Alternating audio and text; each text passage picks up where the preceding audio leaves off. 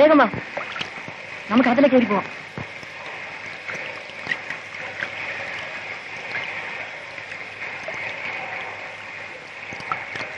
വേഗം വേണം, വേഗം വേഗം.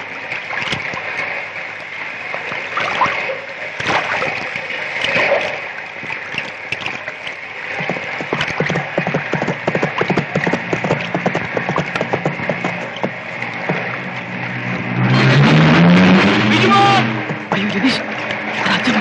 വേഗം വേഗം വേഗം വേഗം വേഗം.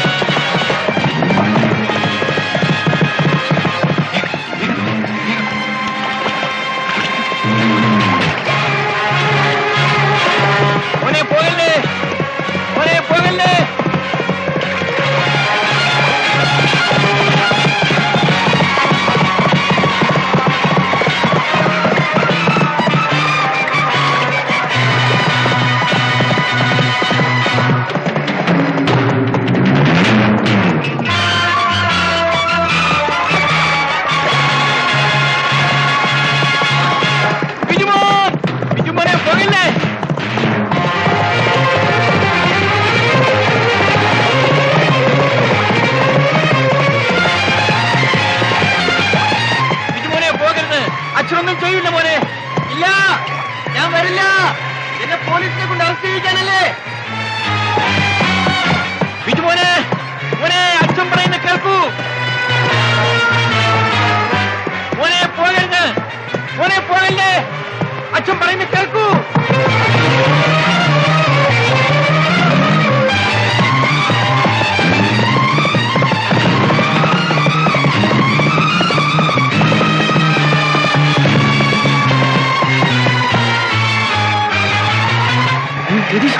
വഴി ഒഴുക്കിലേക്ക് പോകുന്നു. എനിക്കെടുപ്പിക്കണം.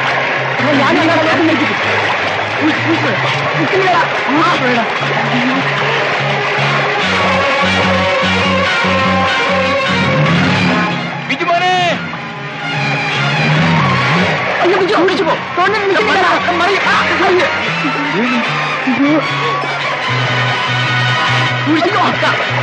ഒഴിക്കണ്ട.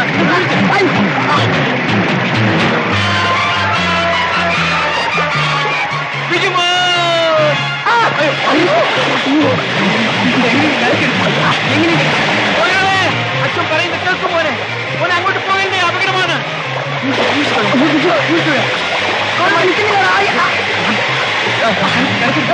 എങ്ങനെയും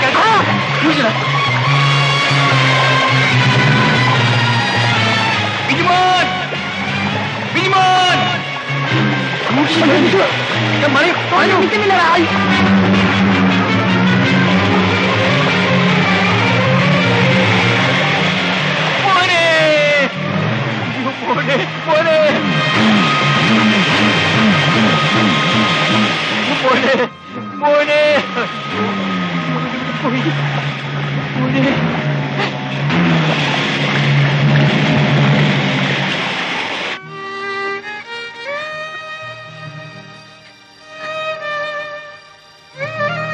ഇത്രയൊന്നും മോനോട് പറയണ്ടായിരുന്നു. ഞാൻ എന്തു പറഞ്ഞു എന്നാണ്? വണ്ടി മുട്ടിച്ചാരാണെന്ന് ഞാൻ ചോദിച്ചതില്ലേ ഉള്ളൂ. അതിനവൻ ഇങ്ങനെയൊക്കെ ചെയ്യുമെന്ന് ഞാൻ കരുതിയോ? എന്റെ കുഞ്ഞേതാണ്ട് മഹാകുറ്റം ചെയ്തതുപോലെയാ നിങ്ങൾ അവനെ പോലീസിൽ പിടിപ്പിക്കുമെന്നൊക്കെ പറഞ്ഞത്. അവൻ കൊച്ചു കുഞ്ഞല്ലേ, പേടിക്കാതിരിക്കുമോ? നിങ്ങൾ അവനെ അടിക്കുകയും കൂടി ചെയ്തപ്പോ അവന് സത്യം പറയാമായിരുന്നു. അതിനുവേണ്ടിയാണ് ഞാൻ അവനെ അടിച്ചത്. അത് തെറ്റാണെന്നല്ല ഞാൻ പറഞ്ഞത്. മുമ്പ് ഒരിക്കലും നിങ്ങൾ അവനെ ഒന്ന് നുള്ളി നോവിച്ചിട്ട് പോലും ഇല്ല, ഒന്ന് ശാസിച്ചിട്ടും കൂടി ഇല്ല. തെറ്റെന്റേതാണ്. ഞാൻ അവനെ ദേഷ്യപ്പെട്ടുകൂടാത്തതായിരുന്നു. എന്നാലും അവൻ എന്നെ വിട്ടിട്ട് പോയി. ഞാൻ അവന്റെ പിറകെ ചെന്ന് യാചിച്ചു. അവൻ എന്നോട് ക്ഷമിക്കാമായിരുന്നു.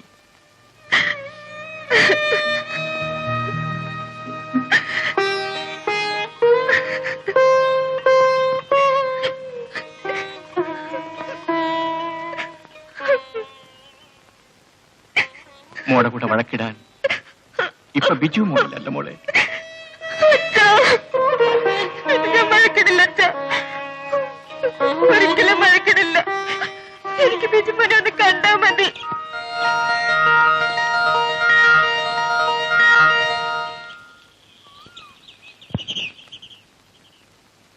ആ കാലം നല്ലപോലെ പിടിച്ചുവിടും കേട്ടോ. പെറ്റവന്റെ പുണ്യം കൊണ്ടായിരിക്കും ചാവാതെ തിരിച്ചു കിട്ടി. ഇവരെ കണ്ടിട്ട് ഏതോ വലിയ വീട്ടിലെ കുട്ടികളാണെന്ന് തോന്നല്ലോ. ഇവരെ വല്ല ആശുപത്രിയിലും എത്തിക്കാം. എന്താ? 2 കുട്ടികൾ എങ്ങനെ ആറ്റിൽ വീണ് പോയതാ? ഇത് നമ്മുടെ കമ്മീഷണർ മോനാണല്ലോ, ബിജു. നിങ്ങൾക്കറിയാമോ? എനിക്ക് വേണ്ടപ്പെട്ട കുട്ടിയാ.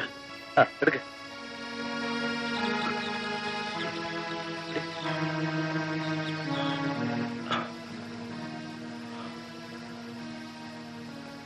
നിങ്ങൾ വരണ, നമുക്ക് പോവാം. അവര് കണ്ടത് നന്നായി. കമ്മീഷണർ എത്ര വേഗം എന്റെ കയ്യിൽ കൊടുക്കുമെന്ന് ഞാൻ കരുതിയില്ല. ഇവനെ കഷ്ണം അരിഞ്ഞ് ആ കമ്മീഷണറുടെ വീട്ടിലെത്തിക്കണം. ഉടനെ തന്നെ ജോലി നോക്ക്. അത് വേണ്ട, എനിക്ക് വേണ്ടത് ഇവന്റെ തന്തയാണ്. മോൻ നമ്മുടെ കയ്യിലുണ്ടെന്നറിഞ്ഞാൽ നമ്മൾ വിളിക്കുന്നിടത്ത് അവൻ പട്ടിയെ പോലെ വരും. അവന്റെ ജീവനാണ് ഈ കിടക്കുന്നത്. ഇവനെ വെച്ച് വേണം എനിക്ക് പകരം വീട്ടാൻ.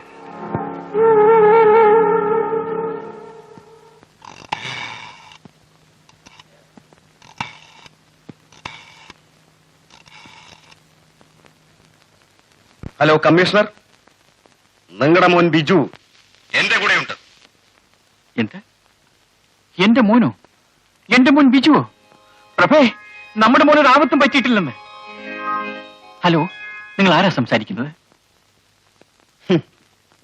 എന്നെ നിനക്കറിയാം, ഗംഗാധരൻ.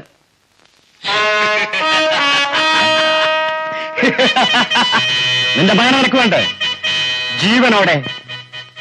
എന്റെ മോനെ ഒന്നും ചെയ്യരുത്, അവനൊരു ആപത്തും വരുത്തരുത്. ഞാൻ തൽക്കാലം ഒന്നും ചെയ്യുന്നില്ല. എനിക്ക് വേണ്ടത് നിന്നെയാണ്. ഇങ്ങോട്ടൊന്നും പറയണ്ട. ഞാൻ പറയുന്നത് കേട്ടാൽ മതി. നാളെ പകൽ 11 മണിക്ക് പുലിക്കാട്ട് മലയടി വാരത്ത് നീ വരണം. നീ ഒറ്റയ്ക്ക്.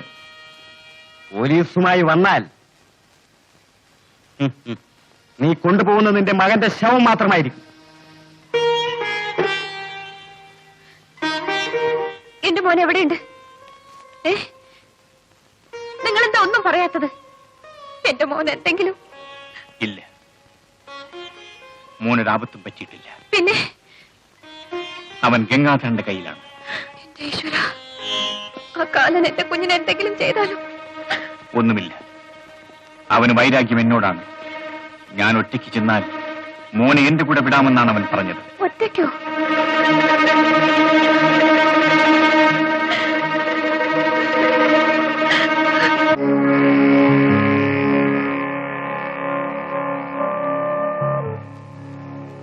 ഈ നിസ്സാര കാര്യത്തിലാണോ മോനെ പോലീസിൽ പിടിപ്പിക്കുമെന്ന് പറഞ്ഞത്? മനുഷ്യബന്ധങ്ങൾക്ക് ഒരു വിലയും കൽപ്പിക്കാത്തവനാണ് നിന്റെ അച്ഛൻ. സ്നേഹം എന്തെന്നറിയാത്തൊരു മൃഗം. അച്ഛൻ എന്നോട് വലിയ സ്നേഹമായിരുന്നു. ഇല്ല, അവിടെയാണ് മോനെ തെറ്റുപറ്റിയത്. അയാൾക്ക് കാക്കി ഉടുപ്പിനോട് മാത്രമേ സ്നേഹമുള്ളൂ. അന്നൊരു നിമിഷം അയാൾ എനിക്ക് തന്നിരുന്നെങ്കിൽ എന്റെ നിർമ്മല നശിക്കില്ലായിരുന്നു, അവൾ മരിക്കില്ലായിരുന്നു. അയാൾ വരും. മോനെ കണ്ടുകിട്ടിയിൽ സന്തോഷിക്കാനല്ല, കയ്യിൽ വിലങ്ങിട്ട് എന്നെയും നിന്നെയും ഇരുമ്പഴിയിൽ കയറ്റാൻ.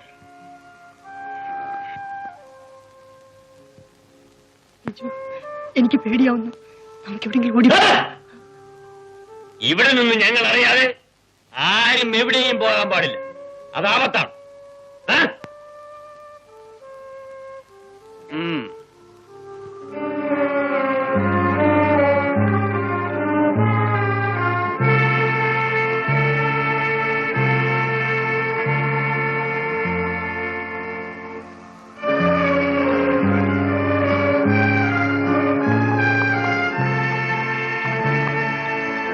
ബിജുമോൻ, ബിജുമോൻ ബിജുമോൻ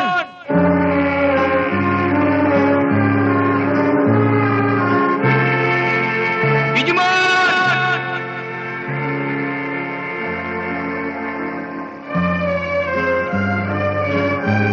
അതാ അച്ഛൻ വന്നു.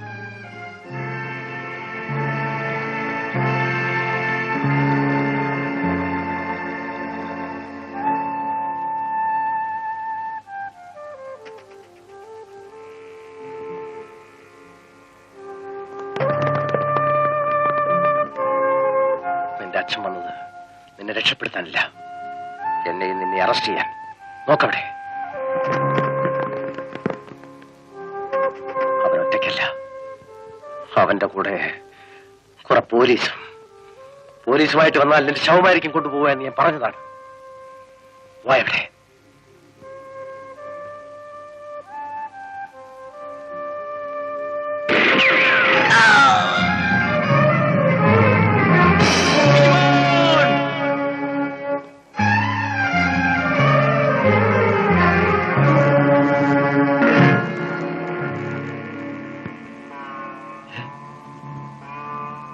രതീഷ്, ശബ്ദിക്കരുത്, പോലീസുണ്ട്.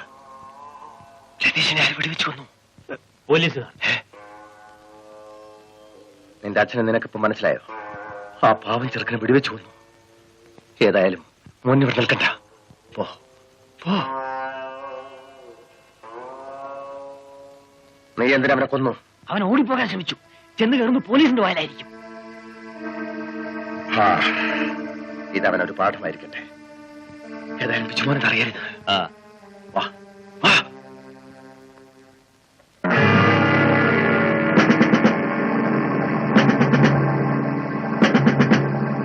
നീ എന്തിനു പോലീസിനെയും കൂട്ടി അവിടെ വന്നു?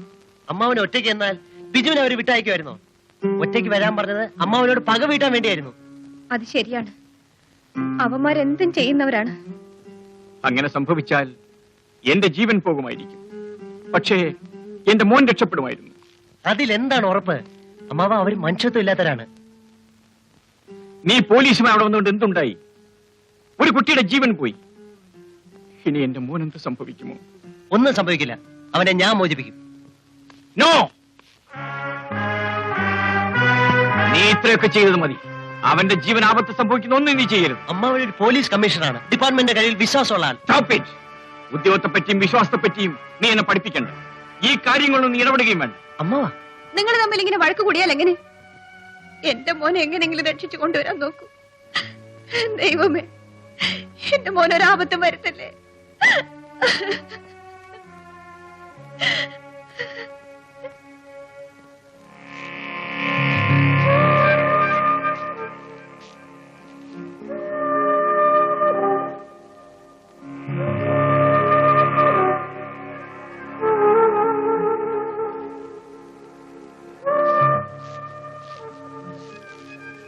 ഇതുവരെ ആലോചിച്ചിട്ട് ഒരു പിടുത്തവും കിട്ടിയില്ലേ?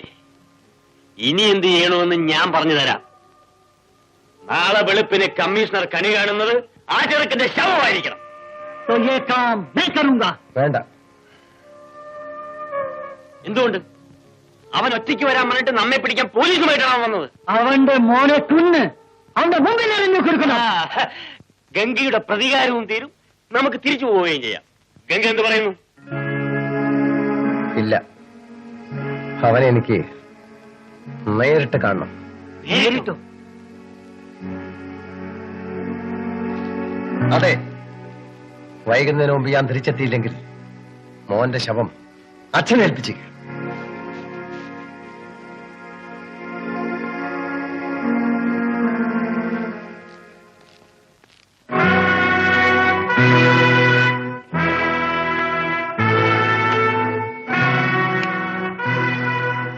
ഗംഗാധരൻ.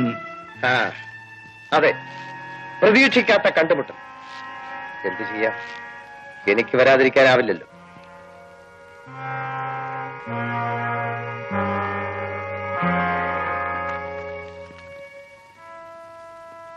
എവിടെ എന്റെ മകൻ? എന്റെ മകൻ ബിജു എവിടെ? പറയാം. അത് പറയാനാണ് ഞാൻ ഇങ്ങോട്ട് വന്നത്. പിന്നെ ഞാൻ വാതിലടച്ചത് വല്ല പോലീസോ മറ്റോ വന്നാൽ നമുക്കത് അസൗകര്യമായിരിക്കും. ഇരിക്കൂ. അല്ല ചേച്ചിയോ? നിങ്ങളെയൊക്കെ കാണാനാണ് ഞാൻ ഇങ്ങോട്ട് വന്നത്. നിങ്ങളെയൊക്കെ എനിക്ക് മറക്കാനാവില്ലല്ലോ. എന്റെ കൂടെ ഉണ്ട്, സുഖമായിരിക്കുന്നു. അല്ല, കുട്ടികളായാലും എന്തെങ്കിലും കുരുത്തക്കേട് കാണിച്ചെന്നിരിക്കും, അതിന് പോലീസ് പിടിപ്പിക്കും, ജയിലിലടയ്ക്കും എന്നൊക്കെ പറഞ്ഞ് ഭയപ്പെടുത്തിയാൽ. എന്നാ ഞാൻ കണ്ടത് ഭാഗ്യം. വെള്ളത്തിൽ ഇവിടെ മരിക്കേണ്ടതായിരുന്നു.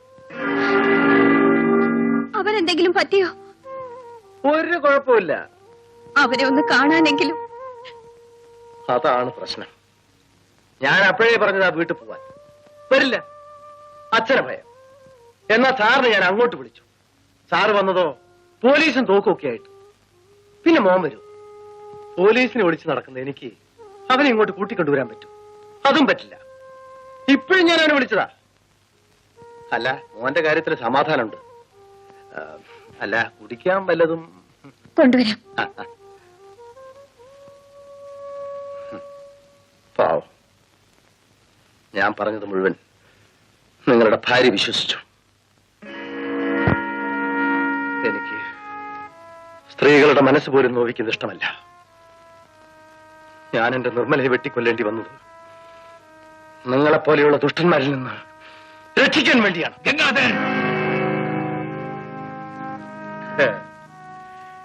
ഈ നിലയിൽ നിങ്ങൾ കോപിച്ചിട്ട് കാര്യമില്ല.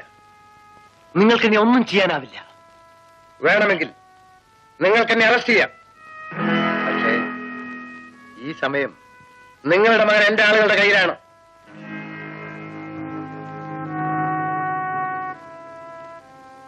അവരവനെ അരിഞ്ഞു നുറുക്കും. ആ മാംസക്കഷ്ണത്തിൽ ചവിട്ടിയെ എന്നെ കൊണ്ടുപോകാനാവും.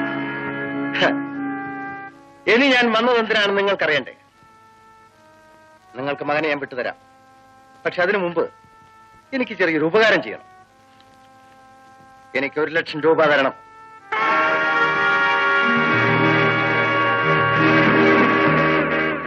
നിങ്ങളെപ്പോലെ സത്യസന്ധനായ ഒരാൾക്ക് ഇത്ര വലിയൊരു സംഖ്യ ഉണ്ടാക്കാൻ വിഷമായിരിക്കും. സാരമല്ല, വഴി ഞാൻ പറഞ്ഞുതരാം.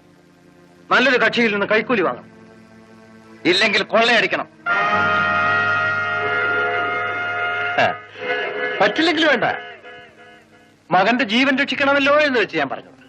തമ്പിക്ക് ഞാൻ 4 ദിവസം തരും.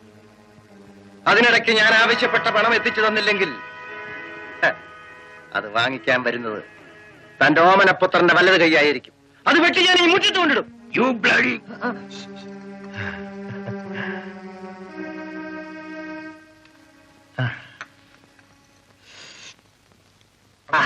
ഗംഭീരമായിരിക്കുന്നു.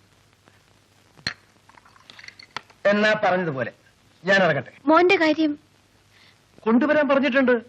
സാർ ഒരു അക്ഷരം മിണ്ടുന്നില്ല. ഇതിനൊക്കെ കുറ്റം ആ കുഞ്ഞെന്ത് ചെയ്തു? ചേച്ചിയെങ്കിലും ഒന്ന് ഉപദേശിച്ച് നോക്ക്. ആ പാലത്തിന്റെ അതുവരെ സാറ് കൂടി ഒന്ന് വന്നാൽ ഈ പോലീസുകാർക്ക് സംഭവത്തിന് കിടപ്പറയില്ല. അവരെന്നെ പിടിക്കും. ബുദ്ധിമുട്ടാണെങ്കിൽ വേണ്ട, വന്നതുപോലെ തിരിച്ചു പോവാൻ എനിക്കറിയാം. മോഹന്റെ ഭാര്യയല്ലേ, വരൂ.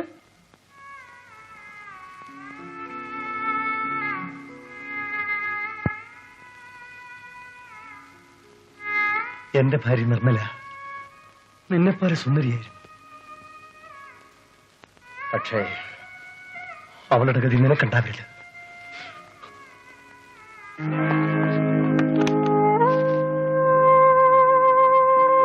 നിങ്ങൾ എന്തെങ്കിലും നോക്കി നിൽക്കുന്നത്?